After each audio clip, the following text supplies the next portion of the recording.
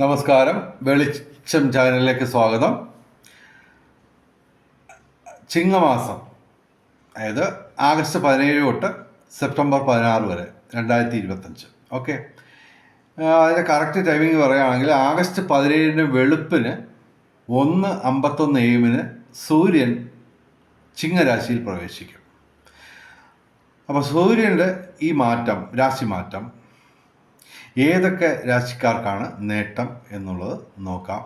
പൊതുവെ സൂര്യൻ അനുകൂലമായിട്ട് വരുന്നതായിട്ട് കരുതുന്നത്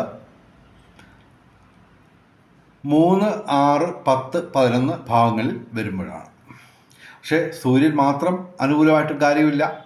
മറ്റ് ഗ്രഹങ്ങളുടെയൊക്കെ സപ്പോർട്ടും ഒക്കെ ഉണ്ടെങ്കിൽ നല്ല രീതിയിൽ അനുകൂലമായിട്ടുള്ള കാര്യങ്ങൾ സംഭവിക്കുകയുള്ളൂ. അപ്പോൾ ഇവിടെ ഞങ്ങൾ 4 രാശിക്കാരെ തിരഞ്ഞെടുത്തിട്ടുണ്ട്. പക്ഷെ അതിൽ തന്നെ 2 രാശിക്കാർക്ക് സൂര്യനെ കൂടാതെ 2-3 ഗ്രഹങ്ങളും കൂടെ അനുകൂലമായിട്ടുള്ളൂ. അവർക്ക് ഫലപ്രാപ്തി കുറയും, നേട്ടങ്ങൾ കുറയും.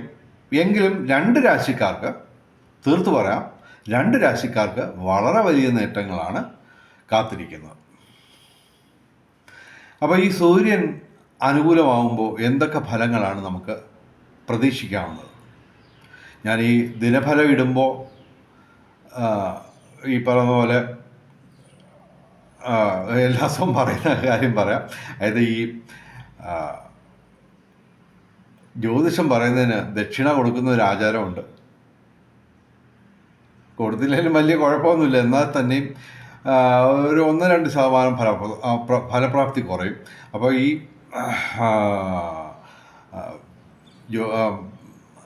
ദക്ഷിണ ഞങ്ങൾ പണമായിട്ട് ചോദിക്കുന്നതിന് പകരം ഞങ്ങളുടെ ചാനൽ ദയവായി സബ്സ്ക്രൈബ് ചെയ്യുക. നേരത്തെ സബ്സ്ക്രൈബ് ചെയ്തവർ ലൈക്ക് ചെയ്യുക, ഷെയർ ചെയ്യുക, കമൻറ്റ് ചെയ്യുക. ഓക്കെ, അപ്പോൾ ഇതിൽ നമ്മൾ ആദ്യം പറയുന്ന രാശി, അതിന് മുമ്പ് ഈ സൂര്യൻ്റെ അനുകൂല അവസ്ഥ വരുമ്പോൾ എന്തൊക്കെ ഗുണങ്ങളുണ്ടെന്ന് നോക്കാം. അതായത് ഞങ്ങൾ ദിനഫലം പറയുമ്പോൾ ഏറ്റവും ചുരുക്കിയാണ് പറയുന്നത്. അത് ഇച്ചിരി ഡീറ്റെയിൽഡായിട്ട് പറയാം. സൂര്യൻ അനുകൂലമായിട്ട് വരുമ്പോൾ സാധാരണ ഞങ്ങൾ ദിനഫലത്തിൽ പറയുന്നത് തൊഴിൽ ലാഭം, പിതൃഗുണം, സന്താന നേട്ടം, ഇത് 3 വാക്കിൽ ഒതുക്കിയങ്ങ് വിടും. അതൊന്ന് വിശദീകരിച്ച് പറയാം. തൊഴിൽ ലാഭം, അതായത് സൂര്യനാണ് ഈ തൊഴിലിൻ്റെയൊക്കെ മേൽനോട്ടം നോക്കുന്നത്. അപ്പോൾ തൊഴിൽ ലാഭം എന്ന് പറയുമ്പോൾ, അല്ലെങ്കിൽ തൊഴിൽപരമായിട്ട് നേട്ടം എന്ന് പറയുമ്പോൾ ഒരുപാട് കാര്യങ്ങൾ അതിനകത്ത് ഉൾപ്പെടുന്നുണ്ട്. ഒന്നാമതായിട്ട്, തൊഴിലില്ലാത്ത ഒരു ചെറുപ്പക്കാരന് പുതുതായിട്ടൊരു തൊഴിൽ ലഭിക്കാം. അതല്ലെങ്കിൽ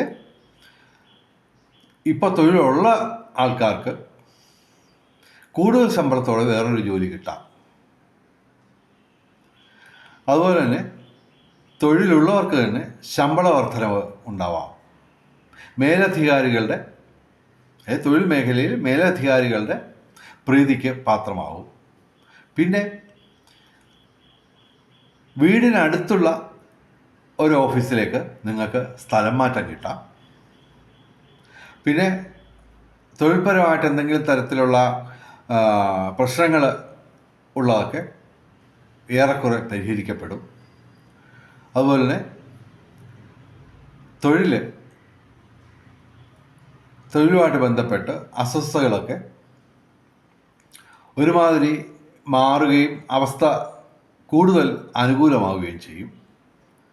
പിന്നെ നേരത്തെ കിട്ടാനുണ്ടായിരുന്ന ശമ്പള കുടിശ്ശികയോ അല്ലെങ്കിൽ ആനുകൂല്യങ്ങളുടെ കുടിശ്ശികയോ ഒക്കെ ലഭിക്കാനുള്ള സാധ്യത. അപ്പോൾ അങ്ങനെ തൊഴിൽ ലാഭം എന്ന് പറയുമ്പോൾ ഇതെല്ലാം പെടും.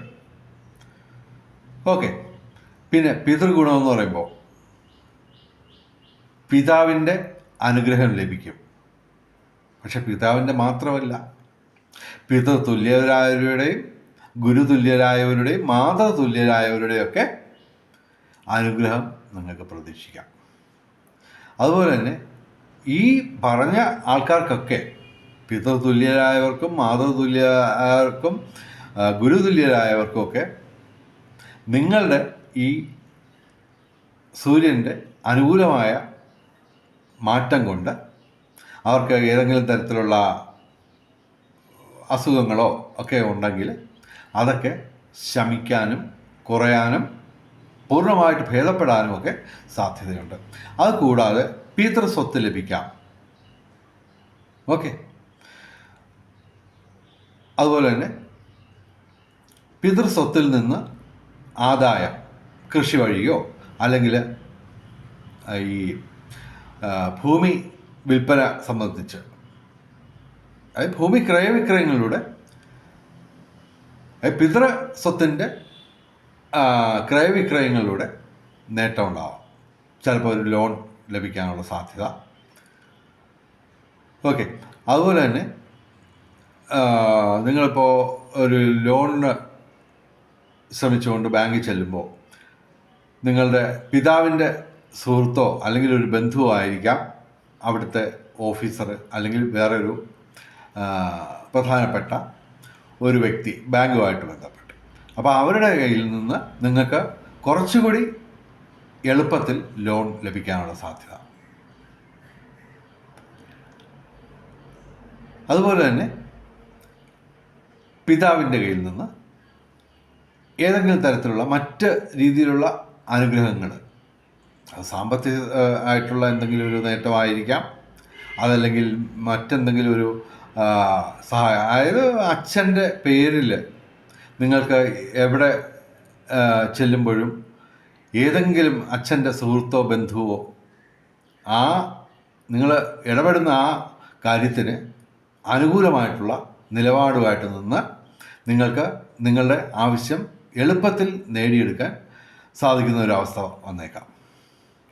അങ്ങനെ നിരവധി കാര്യങ്ങളുണ്ട് ഈ പിതൃഗുണമെന്ന് പറയുമ്പോൾ. അതിൻ്റെ പിന്നിലുള്ള ഒരുപാട് കാര്യങ്ങൾ. പിന്നെ അതുപോലെ സന്താന നേട്ടം. മക്കളില്ലാതിരുന്ന ദമ്പതികൾക്ക് ഒരു കുഞ്ഞ് പിറക്കാം. അതല്ലെങ്കിൽ പ്രായം കുറഞ്ഞ സന്താനങ്ങൾ വഴി അവർക്ക് വിദ്യാഭ്യാസത്തിൽ ഉയർച്ച വരാം. അതുപോലെ തന്നെ വിദ്യാഭ്യാസത്തിൽ അല്ലാതെയും മറ്റേതെങ്കിലും തരത്തിലൊക്കെ ഈ സന്താനങ്ങൾക്ക് ഉയർച്ച വരാം. അതുപോലെ തന്നെ മുതിർന്ന സന്താനങ്ങൾ വഴി നിങ്ങൾക്ക് സാമ്പത്തിക നേട്ടമുണ്ടാവാം. അതല്ലെങ്കിൽ അവർക്ക് ഒരു പുതിയ ജോലി ലഭിക്കാം, ശമ്പള വർധനവുണ്ടാവാം. പിന്നെ മുതിർന്ന സന്താനങ്ങൾ വഴി ഉണ്ടാവാൻ സാധ്യതയുള്ള എല്ലാ നേട്ടങ്ങളും നേടാം. അങ്ങനെ നിരവധി കാര്യങ്ങളുണ്ട് ഈ സൂര്യൻ അനുകൂലമായിട്ട് വരുമ്പോൾ. അത് ഇവിടെ ചിങ്ങ മാസം മുഴുവൻ ആർക്കൊക്കെ നേട്ടമുണ്ടാവും, ഏതൊക്കെ രാശിക്കാർക്ക് നേട്ടമുണ്ടാവും എന്ന് നമുക്ക് നോക്കാം. 4 രാശിക്കാരാണ് തിരഞ്ഞെടുത്തേക്കുന്നത്. അതിൽ 2 രാശിക്കാർക്ക് അത്യധികം ഗുണാധിക്യവും 2 രാശിക്കാർക്ക് മധ്യമമായിട്ടുള്ള നേട്ടങ്ങളുമാണ് ഉണ്ടാവുക. ആദ്യം ഞങ്ങൾ പറയുന്നത് മിഥുനം രാശിയാണ്. മിഥുനം രാശി എന്ന് പറയുമ്പോൾ മകയിരം അവസാന 2 പാദം, തിരുവാതിര, പുണർദം ആദ്യ 3 പാദം.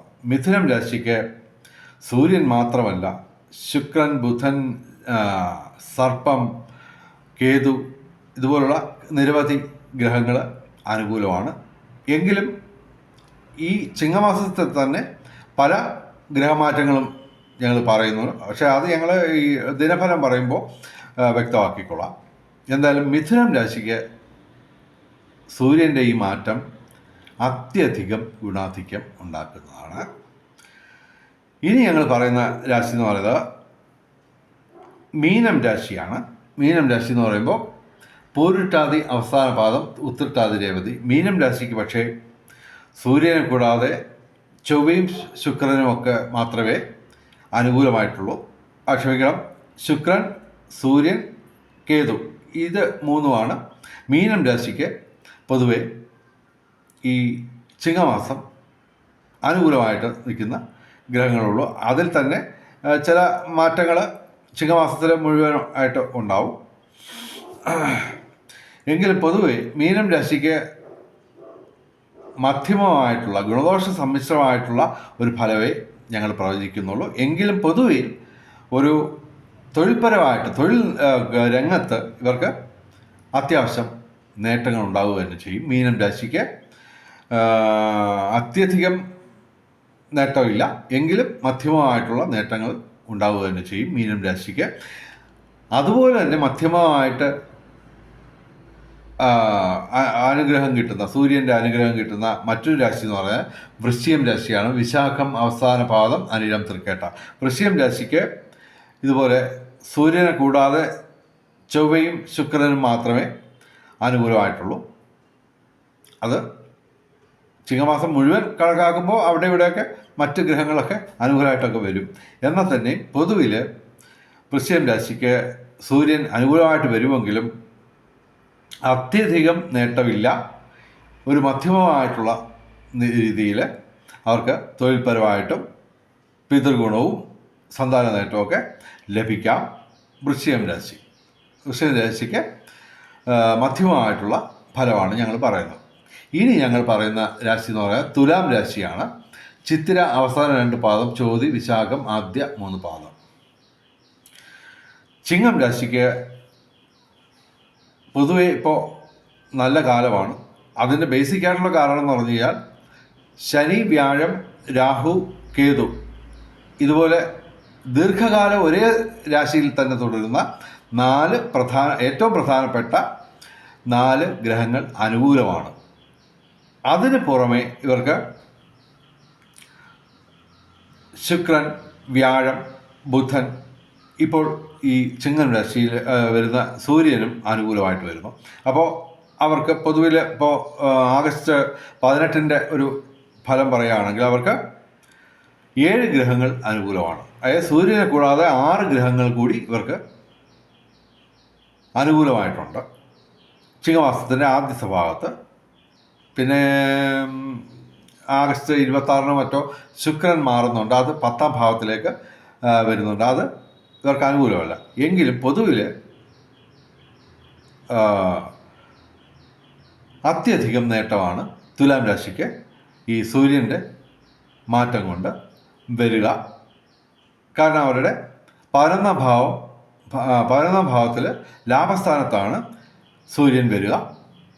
അപ്പോൾ പരമാവധി നേട്ടങ്ങൾ വരുമെന്ന് മാത്രമല്ല, മറ്റൊരു കാര്യം കൂടിയുണ്ട്. സൂര്യൻ ഇവിടെ ചിങ്ങരാശി എന്ന് പറയുമ്പോൾ സൂര്യൻ്റെ സ്വക്ഷേത്രമാണ്. അപ്പോൾ സ്വക്ഷേത്ര ബലവാനായ സൂര്യൻ തുലാം രാശിക്ക് 11ാം ഭാവത്തിൽ ലാഭസ്ഥാനത്താണ് വരുന്നത്. അപ്പോൾ ഈ 4 രാശിക്കാരിൽ വെച്ച് സൂര്യൻ്റെ അനുഗ്രഹങ്ങൾ പരമാവധി കിട്ടുക തുലാം രാശിക്കാണ്.